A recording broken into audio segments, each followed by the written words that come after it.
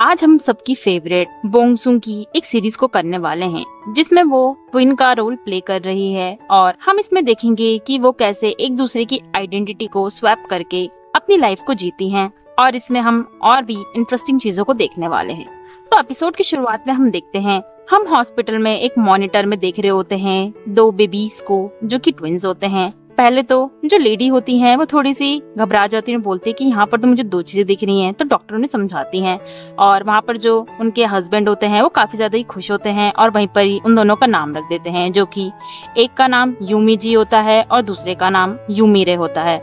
यही हमें पीछे से फीमेल लीड की आवाज भी सुनाई देती है। फिर जब दोनों बच्चों की डिलीवरी होती है तो जो पहले आती है वो मीजी होती है और जो दूसरे नंबर पर आती है वो मीरे होती है। मीजी का मतलब अननोन होता है लेकिन मीरे का मतलब फ्यूचर होता है। यहाँ पे हमें पता चलता है कि जो मीरे होती है वो थोड़ी हेल्थ से कमजोर होती है, जिसकी वजह से उसके मम्मी पापा डर जाते हैं, पर बेबी को देखकर वो काफी ज्यादा ही खुश होते हैं। अगले सीन में हम देखते हैं फीमेल लीड को जो बता रही होती है कि हम दोनों काफी ज्यादा ही एक दूसरे से मेल खाते थे, जिसकी वजह से काफी लोग हमें पहचान नहीं पाते थे। कभी कभी हमारी मम्मी भी नहीं पहचान पाती थी लेकिन हमारे पापा हमेशा हमें पहचान जाते थे। वो हमारे साथ हमेशा रहती थी, हालांकि मम्मी नहीं रहती थी। पर फिर एक दिन पापा चले गए। इसी बीच मीरे और मीजी काफी ज्यादा रो भी रहे होते हैं कि तभी वहाँ पर उसकी दादी आ जाती है और मीजी बताती है कि लेकिन हमारी दादी हमें पहचान जाती थी और हम उनके साथ भी काफी ज्यादा ही खिल खिल के रहते थे। मीरे काफी ज्यादा ही हेल्दी नहीं थी तो उसे दवाइयाँ खानी पड़ती थी और मैं काफी ज्यादा ही हेल्दी थी तो मैं काफी ज्यादा उछल कूद भी करती थी। जब भी मीरे को दवाई मिलती थी तो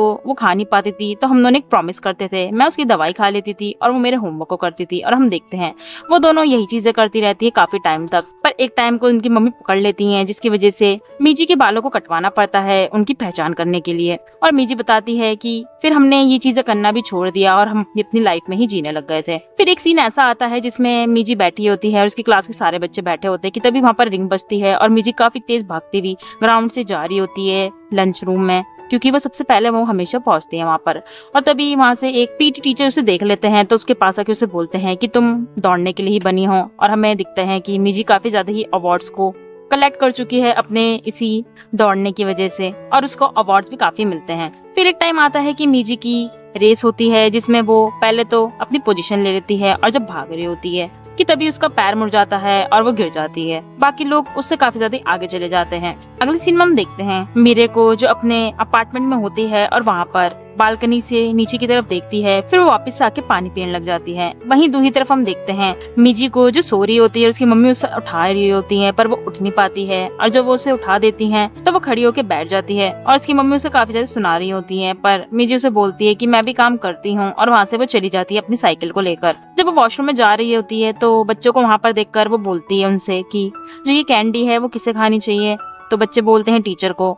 तो मीजी बोलती तुम्हें देनी चाहिए, पर बच्चे बोलते हैं कि तुम तो टीचर हो भी नहीं। और हम देखते हैं कि वो एक क्लीनिंग का काम कर रही होती है, पर वो उस क्लीनिंग का काम को भी काफी ज्यादा अच्छे तरीके से कर रही होती है। और वहीं दूसरी तरफ हम मीजी की मम्मी को देखते हैं जो वहाँ पर उसके कलीग्स काफी सारी बातें कर रहे होते हैं और वो मीरे की भी काफी अच्छी बातें करते हैं क्योंकि वो सियोल में काम करती है। कि तभी वहाँ पर मीजी आती है उसे बुलाने के लिए, तो उसकी मम्मी थोड़ी एम्बेरस हो जाती हैं और बाहर की तरफ जाती हैं और उसे बोलती है कि तुम यहाँ पर क्यों आई हो। तो मीजी बोलती है मुझे लगता है आपको मुझसे एम्बेरसमेंट है, आप इसलिए ऐसी चीजें बोलते हो। कि तभी वहाँ पर कोई उसे बुलाने के लिए आता है और वो वहाँ से चली जाती है। फिर अगले ही पल हम देखते हैं मीजी को जो अपनी नेबर की आंटी से बात कर रही होती है और वो आंटी से क्वेश्चनिंग कर रही होती है, तो मीजी भी जवाब देती हैं। फिर वो आंटी ये भी बताती हैं कि तुमने जिस जॉब के लिए अप्लाई करा था क्लीनिंग के लिए वो वहाँ पर तुम्हें मनाही हो गई है। पर मीजी बुरा नहीं मानती हैं। फिर वो आंटी से समझाने लग जाती है और बोलती हैं कि मैंने तुम्हें अपनी बेटी जैसे देखा है तो मैं चाहूंगी तुम वही चीजें करो जो तुम चाहती हो। पर मीजी उस चीज के लिए ज्यादा बुरा नहीं मानती है और वो ये बोलती है कि जो मुझे करना था वो अब मैं कर नहीं सकती हूँ और उसे काफी समझा रही होती हैं। वहीं दूसरी तरफ हम हमारे मेन लीड को देखते हैं जो कि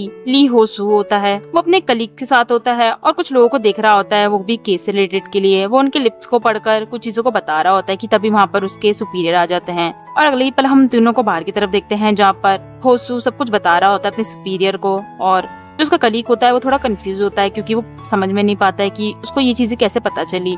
फिर उसका सुपीरियर उसे लिपसिंग करके तारीफ करके वहाँ से चला जाता है और होसू वहाँ पर स्माइल करता है। फिर वहीं दूसरी तरफ हम होसू को देखते हैं जो अपने ऑफिस में जा रहा होता है कि उसे एक उसकी कलीग्स बुला रही होती है पर वो सुन नहीं पाता है और जब वो उसे हाथ लगाती है तो एकदम से वहाँ पर पानी और उसकी फाइल्स गिर जाती हैं।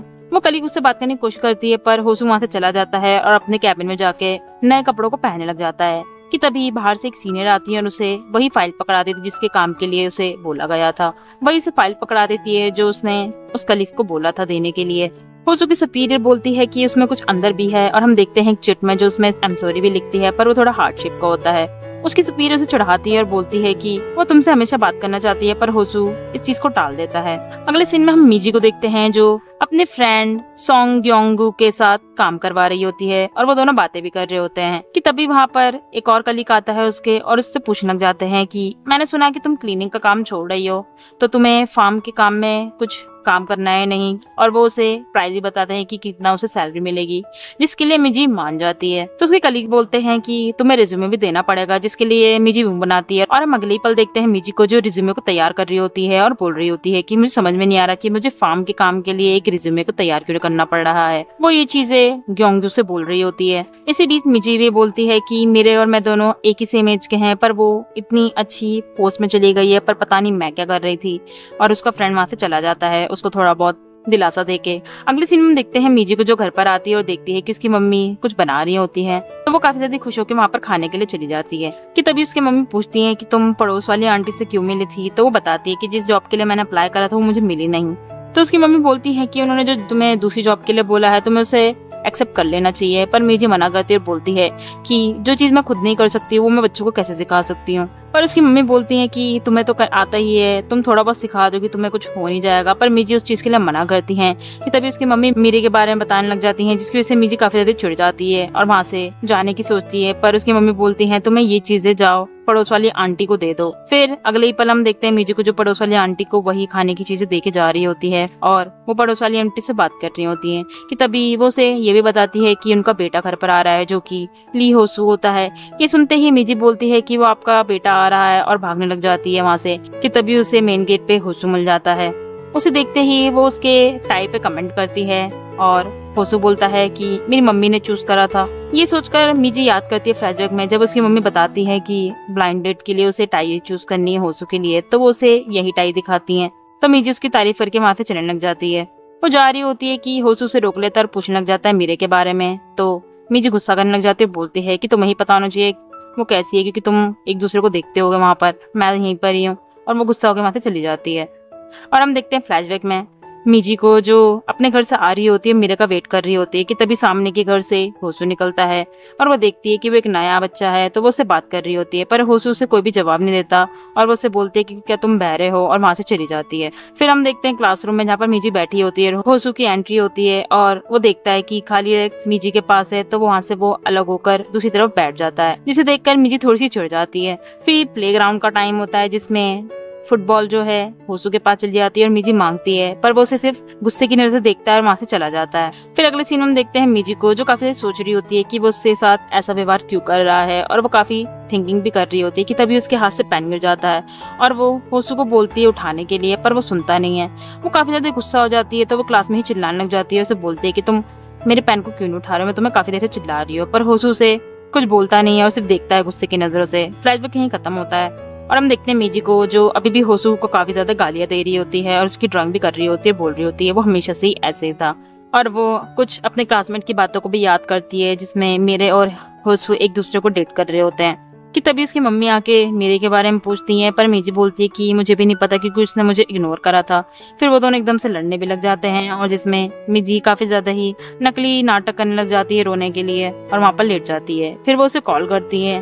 वहीं दूसरी तरफ मेरे उसके फोन नंबर को देखती है, पर वो उठाती नहीं है क्योंकि वो ऑफिस में होती है। और मिजी देखती है जब वो उठाती नहीं है तो काफी ज्यादा गुस्सा करने लग जाती है। अगले सीन में हम देखते हैं हान सेजिन को जो फार्म का ओनर होता है और वहाँ पर अपने एम्प्लॉय से बातें कर रहा होता है जो न्यू कमर के आने के लिए और उनके रिज्यूमे को देख रहा होता है। कि तभी उसमें उसे मिजी का रिज्यूमे दिखता है जिसमें कुछ भी ज्यादा चीजें लिखी नहीं होती हैं और वो उसके रिज्यूमे को देखकर काफी चीजें बोलता भी है कि अगर उसे जॉब ही चाहिए तो वो यहाँ पर क्यों भेज रही है अपना रिज्यूमे। कि तभी उसका एक एम्प्लॉय बताता है कि वो जॉब ले लेती पर उसकी ग्रैंडमदर की वजह से ही वो नहीं ले पाई। और हम देखते हैं मिजी को जो हॉस्पिटल में जा रही होती है अपनी ग्रैंडमदर की देखभाल करने के लिए और सेजिन सेजिन का जो एम्प्लॉय होता है वो भी बता रहा होता है कि वो अपनी ग्रैंड माँ की देखभाल करते करते ही वो कुछ कर नहीं पाई थी। वो एम्प्लॉय वहाँ से चला जाता है तो सेजिन दोबारा से उसके रिज्यूमे में देखता है और बोलता है इसमें सच में कुछ भी नहीं है। वहीं दूसरी तरफ हम मीजू को देखते हैं जो पानी भर रही होती है कि तभी वहाँ पर डॉक्टर से पूछने लग जाती है कि क्या मैं अपनी ग्रैंड मदर को घुमाने के लिए जा सकती हूँ कुछ टाइम के लिए, पर डॉक्टर थोड़ा हिचकिचाती है जिसकी वजह से मीजी बोलती है क्या उनकी तबीयत खराब नहीं है। और अगले पल हम देखते हैं मीजी को जो अपनी ग्रैंड मदर की थोड़ी बहुत सफाई कर रही होती है और उनसे बातें भी कर रही होती हैं। उसकी ग्रैंड मदर से बोल रही होती है कि तुम्हें यहाँ पर आने की जरूरत नहीं, मैं अपना देखभाल खुद कर सकती हूँ। पर मीजी उन्हें बोलती है कि नहीं, मुझे आपकी देखभाल करनी है क्योंकि मुझे पता है कि आप मेरे बिना यहाँ पर कुछ भी नहीं कर पाते हो, क्योंकि मुझे नर्स ने बता रखा है। और वो काफी ज्यादा स्माइल करते बातें बता रही होती है। वहीं दूसरी तरफ हम मीरे को देखते हैं जो ऑफिस में अकेले होकर वहाँ पर काम कर रही होती है कि तभी मीजी से दोबारा कॉल करती है और वो फोन उठा लेती है। फोन उठाते ही मीरे से पूछती है कि तुम्हें क्या चाहिए, पर मीजी बोलती है कि तुम्हें लगता है कि मैं तुम्हें सिर्फ पैसों के लिए कॉल करती हूँ। मैंने तुम्हें कॉल इसलिए करा है क्योंकि मम्मी तुम्हारे बारे में पूछ रही है और यहाँ पर ग्रैंड मदर भी है, तुम्हें उनसे कभी मिल लेना चाहिए। पर मीरे उसकी बात को इतना सुनती नहीं है और अपने फोन को काट देती है और वहाँ पर डेस्क पर सर पकड़कर बैठ जाती है। वहीं दूसरी तरफ हम मीजी को देखते हैं जो काफी ज्यादा गुस्सा हो रही होती है मीरे की वजह से। तभी उसकी मम्मी बोलने लग जाती है कि तुमने उससे पूछा नहीं पूछा, पर मीजी उसकी बुराई करने लग जाती है जिसकी वजह से उसकी मम्मी से सुनाने लग जाती है कि वो ऑफिस में काफी काम करती है, तभी हमारा घर भी यहाँ पर इस वजह से चल पाता है, जिसकी वजह से मीजी को काफी ज्यादा बुरा लगता है और वहाँ से वो चली जाती है। जब वो घर से बाहर जाती है तो देखती है कि होसू फ्रूट का बास्केट लेके खड़ा होता है और मीजी से पूछती है कि तुम्हें यहाँ पर क्या करना है, तुम्हें लगता है मैं यहाँ पर नौकर हूँ, और वहाँ से उसको गुस्सा करके चली जाती है। वो एक जगह पर खड़ी होकर एक डैमेज फुटबॉल को मार रही होती है और बड़बड़ा रही होती है कि सब मुझे ही बोलते हैं और उसके बारे में पूछते हैं मेरे से ही। कि तभी वहाँ पर होसू आ जाता है और उससे पूछता है कि ये ठीक है तुम इतने बुरी तरीके से मारोगी? तो मीजी बोलती है ये वैसे भी फेंक दिया गया है। पर होसू बोलता है मैं तुम्हारे एंकल के बारे में पूछ रहा हूँ। तो मीजी बोलती है हाँ वो ठीक है। फिर होसू से थोड़ा समझाने की कोशिश करता है, बोलता है मीरे के बारे में मैंने इसलिए पूछा था, पर मीजी उसके बात को काट देती है और बोलते है उसे वहाँ से जाने के लिए। कि तभी जब वो पीछे घूमती है तो उसका हाथ उसके कान पे लग जाता है और हम फ्लैशबैक में देखते हैं होसू बेंच पे बैठा होता है कि फुटबॉल उसके कान में लग जाती है और वो काफी ज्यादा ही पैनिक हो जाता है। और जब मीजी उसके पास आती है तो वो उसका हाथ पकड़ लेती है और उसे थोड़ा काम डाउन करवाने के लिए उसे चुप होने के लिए बोलती है। फिर वो एक दूसरे को देख रहे होते हैं कि तभी वहाँ पर फुटबॉल मांग लग जाते हैं तो होसू वहाँ से चला जाता है। मीजी को लोग बुलाते हैं पर वो जाती नहीं है और होसू के पीछे भागने लग जाती है, उससे बोलने लग जाती है, उससे बात करने की कोशिश करती है, पर होसू उसकी सुनता नहीं है और वहाँ से वो जा रहा होता है। मीजी उससे बोलती है कि तुम चल भी नहीं पा रहे हो और वो गिर भी जाता है। जब मीजी उसके पास आती है तो होसू से बोलता है कि तुमने ही मुझे बोला था ना कि मैं सुन नहीं सकता हूँ, तो तुम्हें मजा आ रहा है, और वहाँ से वो चला जाता है। और हम देखते हैं अगले ही पल मीजी को पता नहीं होता है कि वो सुन नहीं सकता है और उसकी हाफ बॉडी जल चुकी थी। ये सुनते ही मीजी काफी ज्यादा गिल्टी महसूस करती है क्योंकि वो उसे काफी बार ये चीजें बोल चुकी होती है कि वो बह रहा है नहीं बह रहा है। फ्लैशबैक खत्म होने के बाद हम देखते हैं होसू बेंच पे बैठा होता है और मीजी उसके लिए आइस लाती है और उसके कान में लगाने के लिए उसे बोलती है और उससे पूछती है कि तुम्हारे कान में रिंगिंग हो रही है नहीं हो रही है, पर होसू मना कर देता है और मीजी उसके साथ बैठ जाती है वहीं पर ही। फिर वो दोनों बात कर रहे होते हैं कि वो पहले कैसे थे और मीजी बता रही होती है कि तुम अभी चेंज नहीं हुई हो। तो होसू भी यही बोलता है हाँ तुम भी चेंज नहीं हुई हो, पर मीजी बोलती है कि मैं भी काफी ज्यादा चेंज हो चुकी हूँ, ऐसा तो नहीं है। और वो फिर मीरे के बारे में बातें करने लग जाते हैं जिसमें वो बता रही होती है कि जो मीरे है वो अभी भी काफी ज्यादा ही कमजोर है पर फिर भी उसे काम करना पड़ता है। होसू ये सुनता है तो बोलता है पर मीरे को मुझसे कभी बात ही नहीं करती है, जिसे सुनकर मीजी बोलती है वो तुमसे भाग जाती है, पर ऐसा क्यों? तो होसू बोलता है क्योंकि वो किसी को भी अपनी वीक साइड दिखाना नहीं चाहती है, मुझे लगता है कि वो सिर्फ तुम्हें ही दिखाती है और किसी को नहीं दिखाती है। होसू की बात सुनकर मीरे याद करती है अपने बचपन के बारे में जब मीरे उसे बोल रही होती है कि उससे ये चीजें नहीं हो पाएंगी और वो रो भी रही होती है। होसू उसे देख रहा होता है, बोलता है कि मुझे लगता है कि शायद वो अभी भी डरी हुई है। तो पर मीजी बोलती है कि हम पहले बच्चे थे तो इसलिए वो मुझे बताती होगी, पर अब पता नहीं वो बताएगी नहीं बताएगी, और वो थोड़ी दुखी हो जाती है। फिर हम देखते हैं अगले पल मीजी को जो शीशे के सामने खड़ी होती है और वहीं पर ही अपनी और मीजी की बेबी फोटो को देख रही होती है।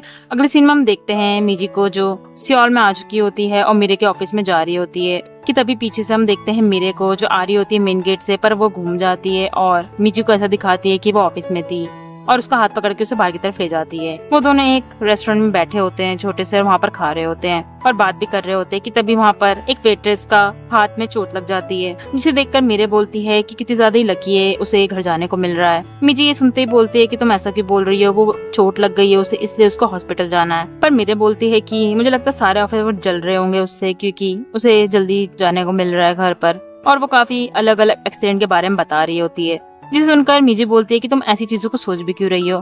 तो मीरे बोलती है कि मुझे भी लगता है कि हमें दूसरों को ज्यादा दिक्कत देनी चाहिए और मैंने सोचा है कुछ कि हमें किसी एक हाइट से गिर जाना चाहिए, वही एक बेस्ट ऑप्शन होगा। ये ज्यादा ही दूसरे लोगों के लिए बुरा भी नहीं होगा। मुझे लगता है सेकंड फ्लोर थोड़ा लो होगा तो थर्ड ज्यादा सही रहेगा। तुम ये बोल सकते हो कि तुम गिर गए जब तुम काम कर रहे थे। ये सब बातें मीजी सुन रही होती है, बोलने लग जाती है कि तुम कोई साइकोपैथ टेस्ट दे रही हो जो तुम मुझे ऐसी चीजें बता रही हो, तुम ऐसी चीजें बोलनी नहीं चाहिए। फिर मेरे बोलती है कि इसी बहाने मैं ग्रैंडमा से भी मिल लूंगी, शायद मुझे यही बहाना करना चाहिए या फिर मैं अपनी जॉब को ही क्विट कर दूं। ये सुनते ही मिजी बोलती है हाँ तुम जॉब को ही छोड़ दो, फिर आ जाना ग्रैंडमा से मिलने के लिए भी। जब मिजी उसकी शक्ल देखती है तो बोलती है मुझे लगता है तुम सीरियस हो। तो मेरे बोलती है हाँ। ये सुनते ही मिजी बोलती है तुम ये क्या बोल रही हो, तुमने इतनी मेहनत करी थी इस जॉब को लेने के लिए, तो तुम ऐसा क्यों करोगी। पर मेरे से बोलती है कि कोई बात नहीं, मैं कहीं और ही जॉब कर लूंगी। तो मिजी समझाने लग जाती है कि तुम दोबारा से टेस्ट दोगी, तुम ये कैसे कर पाओगी, और तुम्हें पता ही है मम्मी के बारे में, वो तुम्हारी वजह से ही है अभी तक ऐसे, और तुम्हारी बात को सुनकर वो काफी ज्यादा ही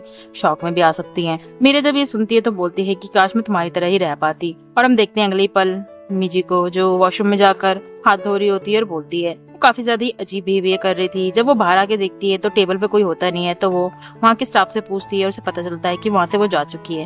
और वो थोड़ी सी गुस्सा होने जाती है क्योंकि वो अपना खाना लेके नहीं गई है जो उसकी मम्मी ने भेजा था।